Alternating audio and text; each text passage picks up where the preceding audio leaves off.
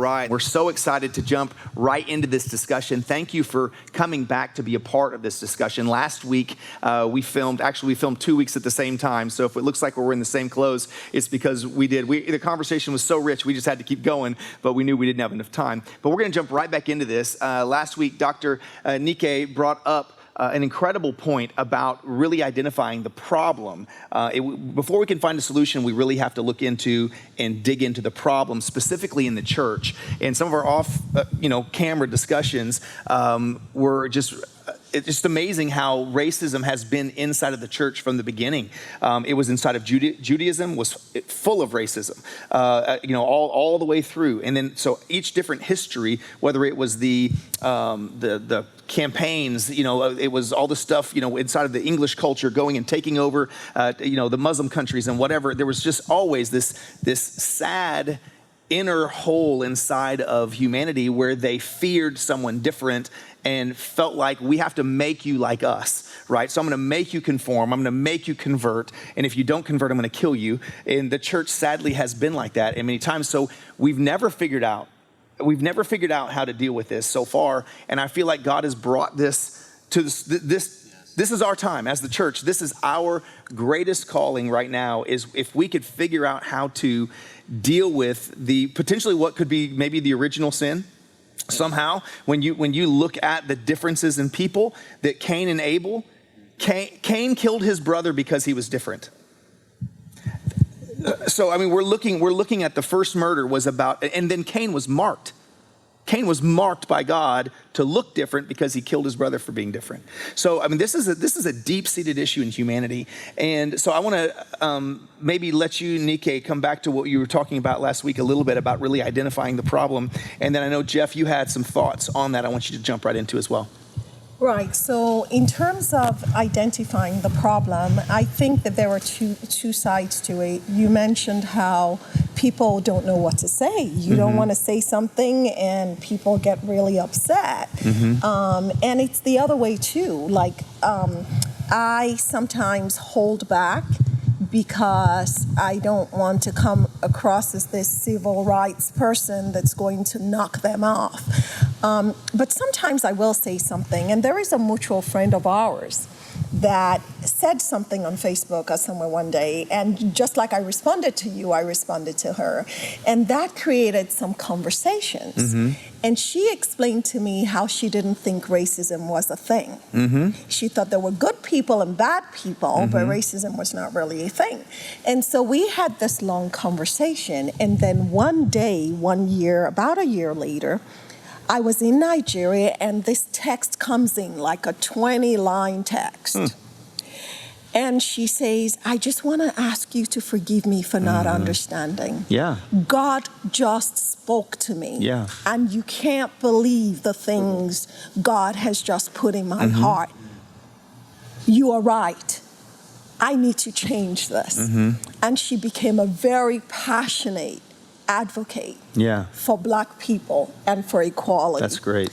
And I realized how important it is to have these conversations.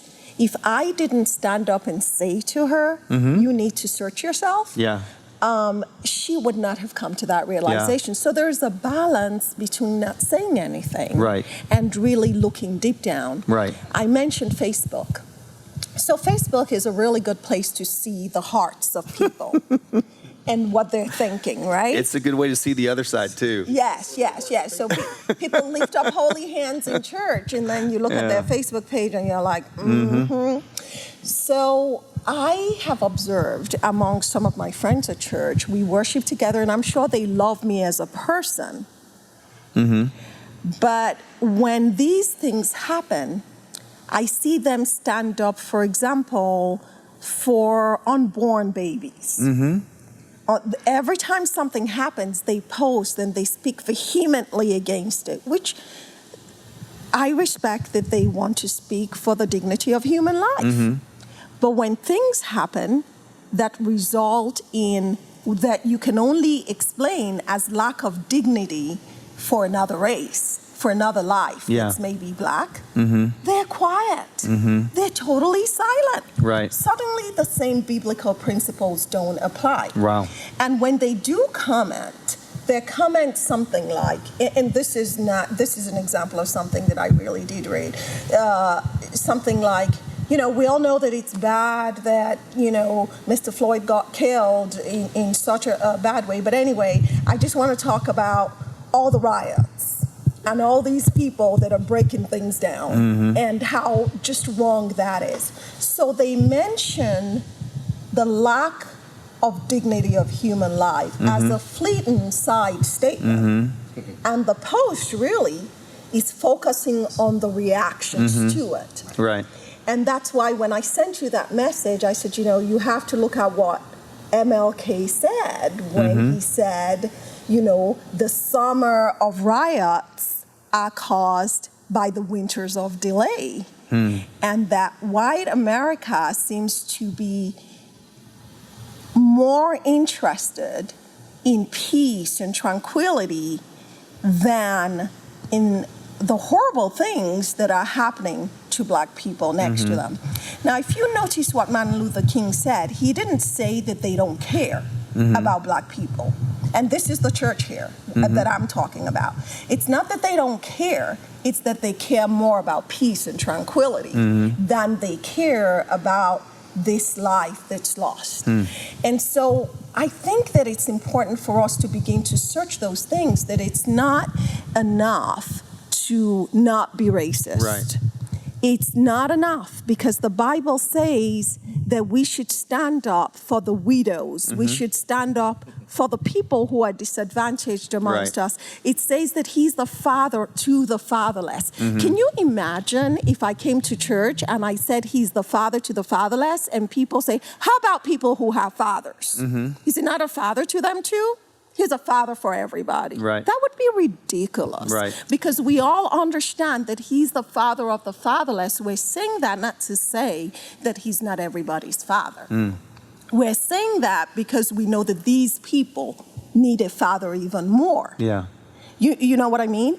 And so all these people from church, every time someone says Black Lives Matter, then they start all this story about Marxism and all these stories about all these other things. And I'm kind of puzzled and wondering where they're coming from. So I think these are all the things that it's not enough to be anti-racist. It's not enough to not be racist. It's important to be anti-racist. Really good. And it's important to actually speak up against injustice, because we need to stand for righteousness and justice as the people of God. Jeff, I want to throw this to you. I do want to say one thing, Nikkei, that you had mentioned, and this is something. I can't speak for every culture. I can't speak for every white person. I can speak for a lot of how white people look at situations that happen. If Jimmy told me that he got pulled over and got roughed up, the first thing I would ask Jimmy, who's white, if you didn't notice, Jimmy's white. Jimmy, I'd say, dude, what did you do to get pulled over? But I can ask Jimmy that question because I'm a white guy talking to a white guy. But that is a horribly inflammatory thing for me to ask. And I'm telling you, any white person that I know, if a white person got beat up by the cops, I would say, what did he do? It doesn't. I mean, that's part of what are the facts? And that in this day and age, asking about the facts and asking what someone did, I just want that. I don't get mad at me for saying this, but that's what white people do to white people.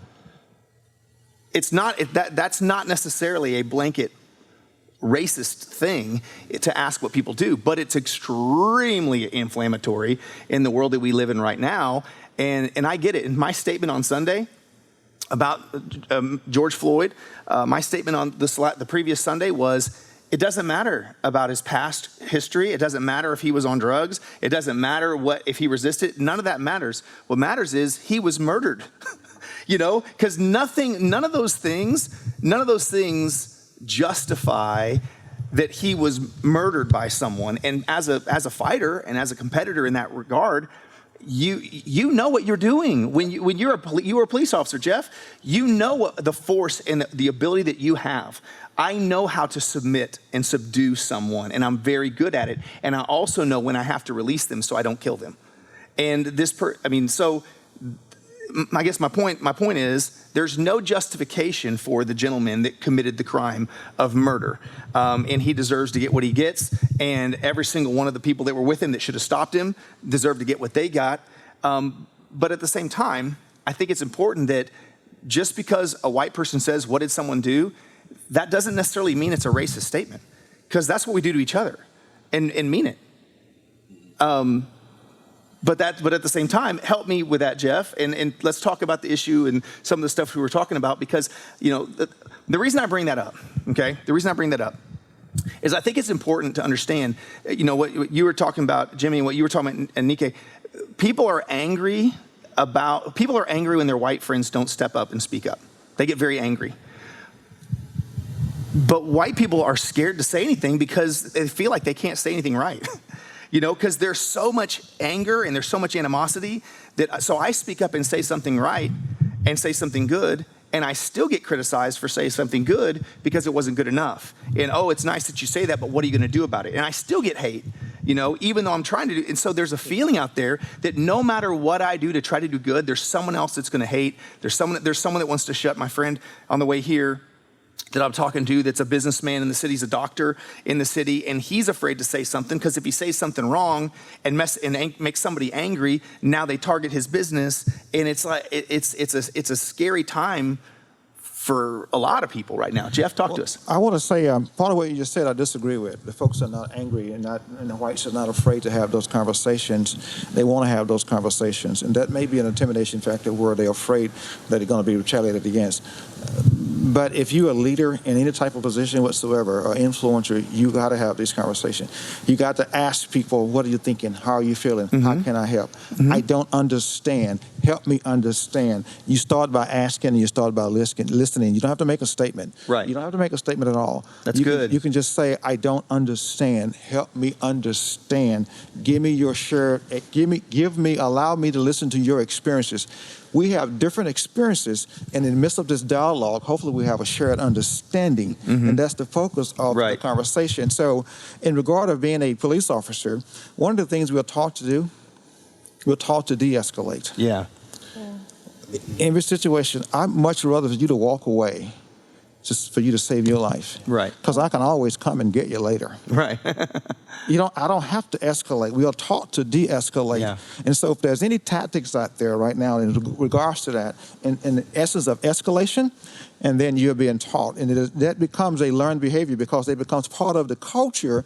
When you resist me, that's part of me. To prevent you from resisting me, I have to stop resisting my own internal fear, mm-hmm. and own internal frustration, and start down talking, calm down. As you go up, I go down. Yeah. As you go up, I go down. Mm-hmm. As you resist, okay, you can walk away. We'll follow you down the street. Mm-hmm. So the essence of everything in regards to policing, the key component is de-escalation until no return. Mm-hmm. And then I've been in situations where you have no choice, especially in a hostage situation. And I've trained hostage security police. I've trained SWAT, and those guys are, when someone hurt a hostage, you have a point of no return, mm-hmm. because you got to save lives. And of course, I'm in the Air Force as well. But the key essence is de-escalation. And I want to go back to the church in regards to what our responsibility is to the church. You're appointed as a church leader, whether it be title or informal. You are responsible for leading the people, and not just some of the people, mm-hmm. all of the people. And I like what you said in regards to T.D. Jakes and other predominant large mega churches don't have a very diverse congregation. That goes in our perception as well, in our conscious and our unconscious or subconscious, that we don't trust black leaders. Part of that, I'm not saying that's true. We do have phenomenal black leaders, but it's part of the subconscious mindset, that when whites will come into a black church and they don't stay long, to a certain part. So you wanted the difference, of course. Absolutely, I know that, Jimmy. And then, of course, blacks will come into a white church because they see that white person as a substantial leader, more informed, more educated, mm-hmm. more articulate. And we go into a black church. Well, let me share my experiences growing up, because it goes back to that, my experience growing up. In those rural churches, sometimes we have, obviously, all black churches and all white churches in small town America. The blacks will go to visit a white church, immediately you can hear a pin drop, and it won't be long. That person is feeling tension, and they walk away. First of all, they're afraid to even go in the door. They are literally afraid to even open the door because of the look and the stare. That look. Now, the other part of that is the way we have been cultured and the way we have been trained and conditioned. We accept all comers. When whites come into a black church, sometimes we bring them to the front seat. They sit there, and I've been in churches, in black churches, and a gentleman be traveling in a truck. He'll pull his truck in, and he'll come in and sit down, and he'll worship, and he'll go about his business. Or he could be walking by and can be just stinking drunk, and walk in and sit on the back row. And next thing you know, someone is feeding him, someone is taking care of him, and at the open door, at the open table, I've witnessed that significantly in the black church. And the opposite side of that, in the traditional white church, you get treated differently. You get treated differently in traditionally the white church. And that was part of my experience growing up, because blacks would not enter a white church, but they was very uncomfortable and treated differently. But whites would enter a black church and said they had a great experience. And that was the issue. So when you're appointed as leaders of the church, people say they don't see color. Yes, they do see color. Of course they do. They do see color. But the focus is, do you see the heart of God? And when you are a leader, you're responsible for all the people in the church. You're responsible for all of us, not just your congregation. You are a leader of Christ, and you are a man or woman of Christ, and you should be taking care of everyone. I agree. So, can I speak to something? I want to throw it to you, Kevin. First of all, anybody that's seen you remember, you may have grown up in a church that was called a missionary Baptist church. Everyone's heard of missionary Baptist church. Well, a missionary Baptist church was a church that the white Baptist church paid for and started and launched on the black side of town, and it would be a missionary church to the black side of town, but it was all y'all just stay over there. So we care about you, and we want to invest in you, and we want you to be saved and love Jesus and whatever, but love Jesus from over there, okay? That is very different than how we do now. One of the reasons that that there are so many multicultural or diverse churches with Caucasian pastors is because there actually has been a major shift in the hearts and the minds of Caucasian pastors, that they literally intentionally build teams because they desire to have a diverse church. So they hire intentionally African-American leaders, they hire African-American pastors, they empower African-American and Hispanic and Indian and on our staff, half of our staff is not Caucasian. Half of our staff is Caucasian, the other half is not Caucasian. It's not tokenary, it's my relationships, it's my friendships, right? But we have, as the Caucasian pastors or white church, supposedly, we have become, many of us, very, very, very intentional about saying, we don't want to reach you and you stay over there. We want to build a team of people that make you want to come over here and be with us. Now, they're on the flip side of it, and here's part of that. We're gonna change our music to make our music that you'll like. We're going to change our messages to make sure that the messages will connect and relate to you. We're going to even change our style of delivery to make sure that it connects. And so there's a lot of that where I have friends that are African-American pastors, and they have what you would call a very black church feel. And all of their music is black gospel type music, and the way they preach is very black gospel preach, and they're not presenting yet a flavor, and they're not staffing and creating the relationships, because it's just the nature of it. It's like attracts like, right? So if I want to have a strong Hispanic population inside of our church, I got to make sure that I'm raising up strong Hispanic leaders, and all the way around, right? So it's important that it does go both ways. It's not, because there are in our city some churches that have African American pastors, that the pastors, because I've sat with them and talked to them, and the African American pastor was like, "How did you all do it? what did you do? I want to have a diverse church. Tell me your secret. And I walked them through, and this guy now has one of the most diverse churches in a very, very large church, in our area, but it's because he became very intentional about learning how to be a leader that could reach across the lines and minister to people that were different than them. And that comes down to leadership capacity a lot of times. Kevin? I see how the church has failed in this, but I don't want to give the church a pass, but I do want to say this. This is new for the church. Yeah. I think so much of us have gotten the watered down, washed out version of America. And because of that, we don't understand where we are today, Pastor. If I can take 2 minutes. Yeah. Everyone thinks that America was formed by these loving, benevolent people who came across on a ship escaping persecution, and they wanted to build a country where everybody was equal under God and everything was just beautiful. The reality was, white Europeans came over, found an indigenous people here who had red skin, obliterated them, pushed them out. These white Europeans started migrating south. The first sharecroppers were white Europeans. They went into the fields. They were doing tobacco. They were trying to make this work. And economically, they decided, A, there's not enough people in the fields working, and B, we can't keep paying them this much money. So their solution was to go across the waters to a continent and kidnap 1 million+ people and bring them here and force them into servitude. And that stayed until 1864-65 with the Emancipation Proclamation, when Lincoln freed the slaves, and immediately the black codes, the Jim Crow laws, kicked in and kind of unofficially undid everything that Lincoln did. And so the Jim Crow laws kept everything segregated, decided, for black people, here's where you can live, here's where you can work, here's a limit on how much you can make, here's what you can learn, here's what you can't learn. And all of this ended a whopping 50+ years ago. Right. With the Civil Rights Movement, with the Civil Rights Act of 64, the Voting Rights Act of 65, and then the Fair Housing Act of 68. And so legally, that changed about 50 years ago. So many people think they want to ask black people, why aren't you getting over this? That happened hundreds of years ago. No. We fixed this legally 50 years ago, but the mindset that went into that is still there. And so the mindset that the pastors, black and white, are dealing with is a mindset that still came out of that era. And so that's why, for God's sakes, Paul said in Corinthians 13, love is what?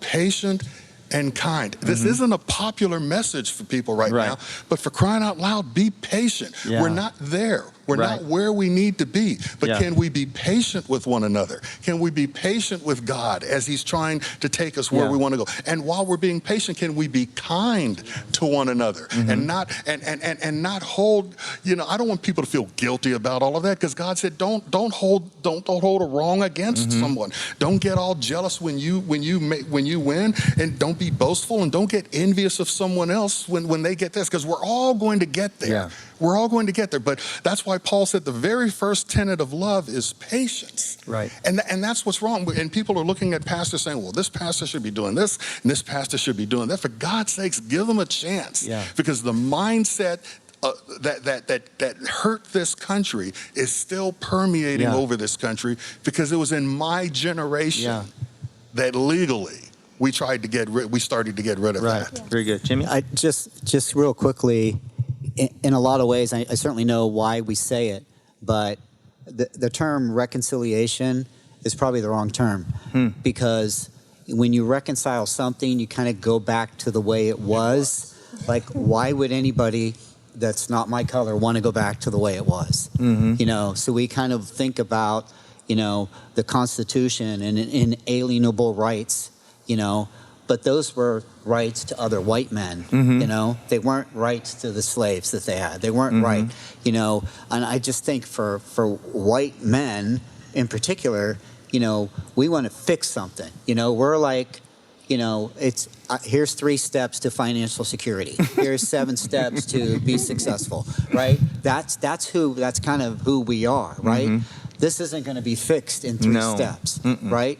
Because it's something new. You know, it really isn't, to me, it's not reconciled. It's new. We need a new normal. We need a new way to relate. See, Jim, and it's not going to be fixed in a couple of steps, but it could be fixed by you. Yeah. It could be fixed by me. Yeah. I mean, for God's sakes, 12 men went out and changed the world. Right.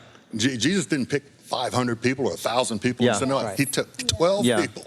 Right. And can we be one of 12 in our family, one of 12 in our neighborhood? And that's what the church, you know, it's awesome to have that diversity, but I think too many, and, you know, I know people say it, and I've heard them say it, you know, I go to a diverse church. Like, have you ever been in a black person's home?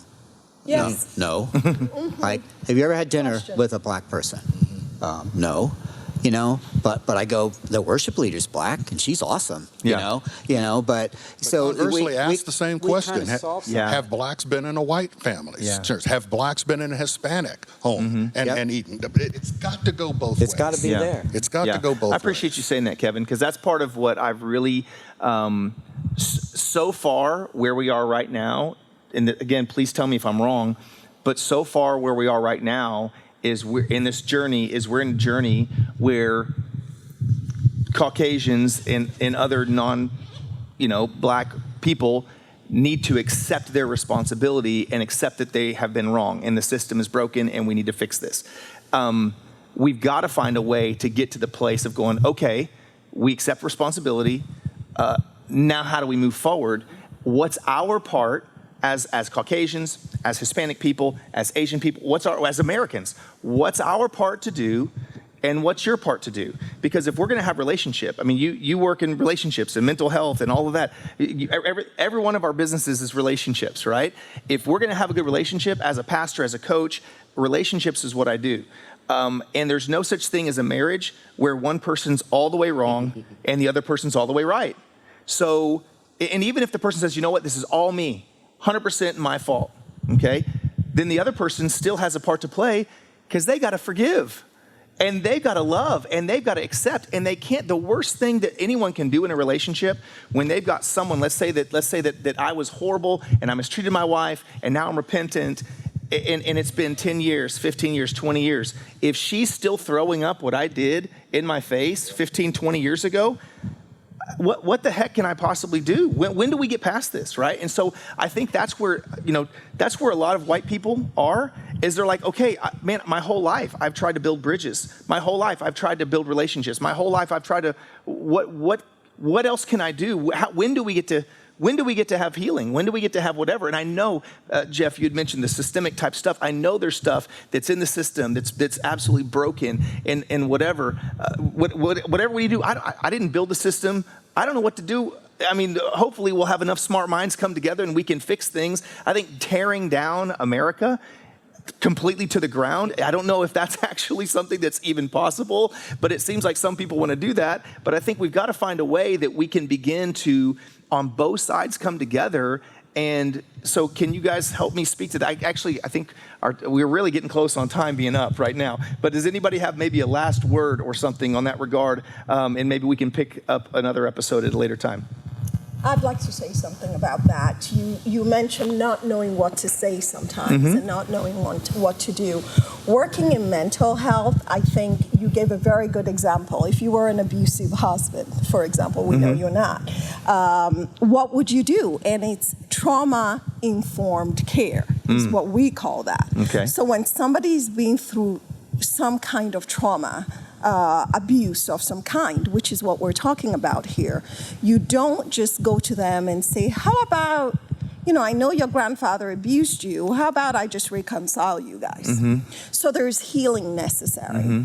And I think that we have to be sensitive to that. Yeah. We have to understand that people may not act the way we want them to act. When I trained with, as a court-appointed special advocate working with children that have suffered abuse, one of the things they always told us was be very sensitive to things that you see. If you suddenly see this kid, you say something and they scream out of proportion, it's probably a trigger. Something happened in their past Right. that this now triggers off. And so I think that's what we have to start with, is begin to have these conversations, begin to work on getting along, but remain sensitive to the trauma that has taken place. Yeah. I don't know if that makes sense. No, I mean, it does. that's a whole lesson on its own, but I think that that's something that we need to remember, is when you see somebody rioting, for example, and I know a lot of people are incensed by that. I don't approve of it, but I'm not incensed, because that for me is like the teenager who suffered abuse and is now angry with the world, angry. And I'm not saying that we as Black people are angry with the world. I'm just using it as the closest analogy to that. You have to teach them how to channel that appropriately, but you also need to be understanding of it. Right. That's very good. That's very good. Well, we don't have all of the answers. We have some. We're working on finding ways that we can bring this thing together. I know we have a lot more to talk about along these lines, and hopefully we can do some more of these episodes. I want to ask you guys to just join us in prayer as we close this out.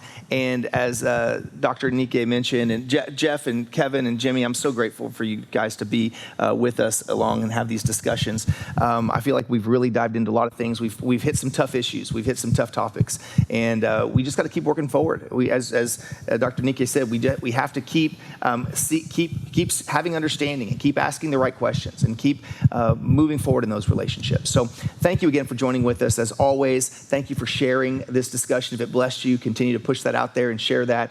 Thank you for giving and for your support of this ministry. We're grateful. Love to see you again next week, and would love to see you live with us on Sunday, 10:30. At the Sheridan Hotel. God bless you. Let me pray for you, and we'll see you next week. Father, in the name of Jesus, I thank you for these wonderful men and women, for families that are with us. God, we're all in this together, looking for answers and doing our best to find out how we can be more like you and how we can release and bring healing into our world. God, we love you and we give you praise. In Jesus' name, amen. Amen. God bless you. We'll see you next week. Okay, good to see you.